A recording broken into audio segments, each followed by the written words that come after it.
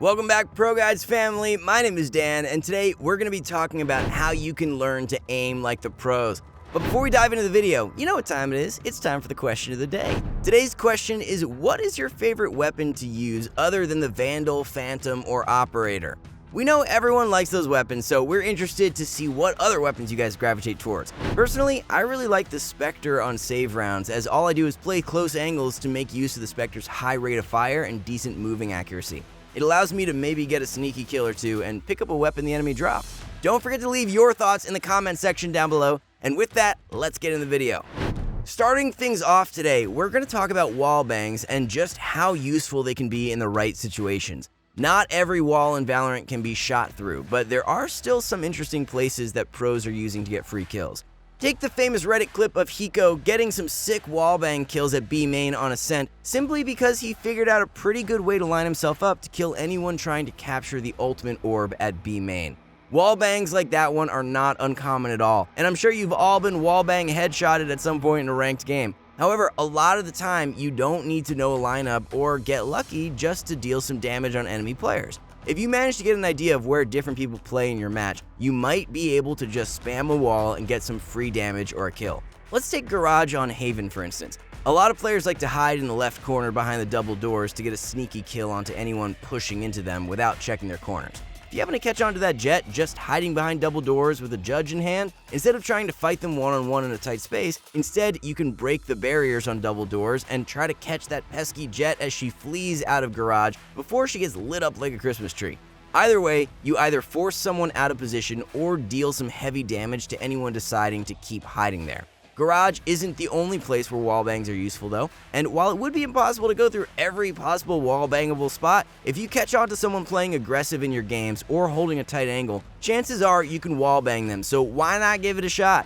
If you want to learn more about wallbangs, or really anything for that matter, be sure to check out ProGuides.com, where you can learn from the best so you don't have to die like the rest. We have some of the best players in Valorant just waiting to help you improve your skills and game sense. So after this video is over, be sure to check the link in the description or go to ProGuides.com to learn more. Up next, we're going to be talking about arguably one of the most important parts of Valorant, sound. Specifically, sound cues are one of the things that pros use to keep track of their enemies. If you're an avid part of the ProGuides family, you might remember when we talked about keeping sound circles on during our video about the best settings for Valorant. The reason we said that was exactly for this reason, so you know how far the audio cues you're making are going. Pros use sound cues to help them line up shots and make sure that they know exactly around what corner someone is going to swing them. If you've ever watched a pro match and wondered why pros walk almost everywhere, it's because they know that even a single footstep can give away their position and cost them a round. Even in your ranked matches, it is better to try and make as little noise as possible while trying to listen for as many enemy footsteps as you can. The more you start listening for the small sound cues that players make, the more you will see that you will be able to react better to sticky situations because you're already expecting that Phoenix to flash around that corner because he decided that his walking key didn't exist. While sound cues are awesome and you need to be listening for them, just like in the real world, there is such a thing as being too quiet. If you notice that the enemies have not made contact anywhere on the map, that is not the time for you to push out and try to get a sick frag because chances are you are going to swing that corner and peek into the entire enemy team. When things don't go your way, it's always nice to know you got a few pieces of utility to back you up. But what happens when the enemies turn the tables and use that utility against you? It's common to hear about players walking through smokes and getting a triple kill because no one was watching for it, but the pros play around each other's utility to an even more insane degree. Take a simple molly for instance. If an enemy player mollies off an area, they will consider that area safe for a little bit. However, the pros will take advantage of that assumption and figure out a way to get themselves into the corner or angle that was just blocked to try and get the jump on an enemy. Mollies aren't the only trick up their sleeve either. Smokes are the most common form of utility available in Valorant and commonly used to block sightlines, but sometimes you can even get a cheeky kill before a smoke lands. Especially with Brimstone and the slight delay his smokes have when deployed, you can actually peek into the smoke as it is falling and potentially get a kill. Another thing that pros like to do a lot is spam smoke if you get a feeling that someone is trying to cross the smoke, or just pull off a cheeky play by pushing through the smoke. Just be sure you're okay with the other team knowing that you're over on the other side of that smoke and that you think you can actually gain something from spamming it. Pros like to do it more when someone is obviously dropping a smoke to try and help a teammate get out of a tricky situation. So just like when we talked about wall bangs, if you think you can get some extra damage or force someone out of a position, then go for it. Smokes aren't the only utility you can play around. If you see or hear a flash coming that you know you can dodge, try peeking into it after it's gone off to catch anyone swinging the corner thinking that you're blind. Pros use this trick all the time to bait enemies into thinking that they are flashes when they are really just waiting to pop them in the head. Probably the most useful tool that any Valorant player has at their side is their minimap, and the pros leverage the information it provides as much as they can. See, the minimap is like your own personal who's where device that can show the last known location of enemies as well as a lot of information about your teammates. What is great about the minimap is that you don't even have to be the person that spots an enemy player for it to show up on your minimap. Any of your teammates that spot someone will show up on all of your minimaps. By keeping track of the different locations that players are spotted, pros can sometimes even predict a rotate seconds after it's happened. The minimap is one of the most powerful tools that a player has access to in Valorant, and so be sure to keep your eye on it whenever you feel that you're in a safe position to do so. Even if you can't predict rotations or outthink your enemies, having a rough understanding of where the enemies are positioning themselves will allow you to prepare for fights more effectively, and may even save you if you notice that the enemies are gearing up for a hard push into a site that none of your teammates have noticed. Trust me, it happens a lot. Everyone knows the tried and true, save when you don't have money, buy when you do have money. But for pros, it goes a lot deeper than that. When pros decide when and how to spend their money in a ranked game, they are not only looking at both teams' money, but they are also assessing the strengths and weaknesses of their team. If they know that their team isn't going to perform well with SMGs and pistols on a potential half-buy round because they play too passive, then instead of just wasting the money, they will probably tell their team to save or maybe only buy for themselves to secure a few kills to hurt the enemy team's money.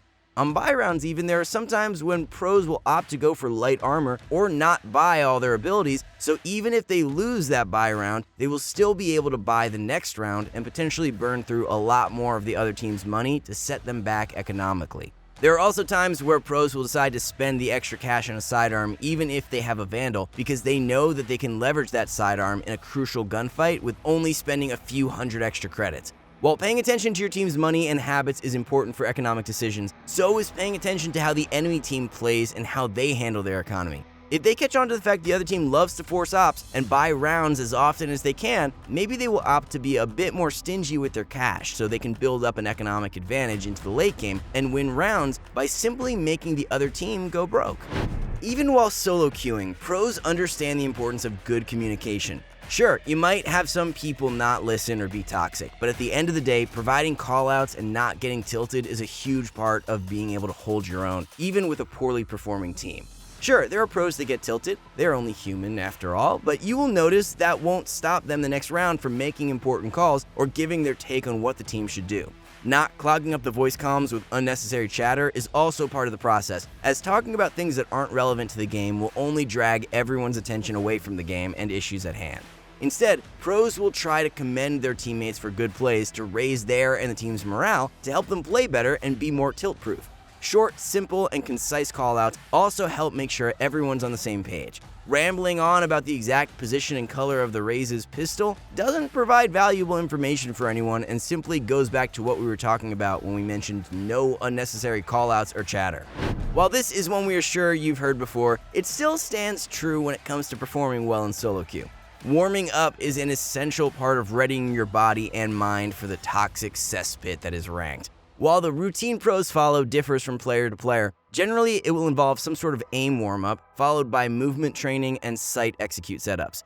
There is a reason that physical athletes stretch before doing a heavy workout or before a big game, and it's because making sure your body and mind are ready for the stress you're about to put them through will help you perform better in the long run. If you don't have a warm-up routine, it can be something as simple as just heading into the shooting range for a few minutes before you play, or it can be something as complex as what the pros use. We're not going to go into depth in this video about all the different warm-up routines and things you can do, but if you'd like us to make a video talking about different warm-ups and how they help different areas, be sure to leave a comment down below. Well guys, that's all we have for you today. If you liked the video, be sure to leave a thumbs up down below, and if you really liked the video, maybe even consider subscribing. We post new videos just like this one daily, and you definitely don't want to miss out. Don't forget to check out ProGuides.com either to get access to some of the best coaching available. Until next time, be sure to stay safe out there. Peace out.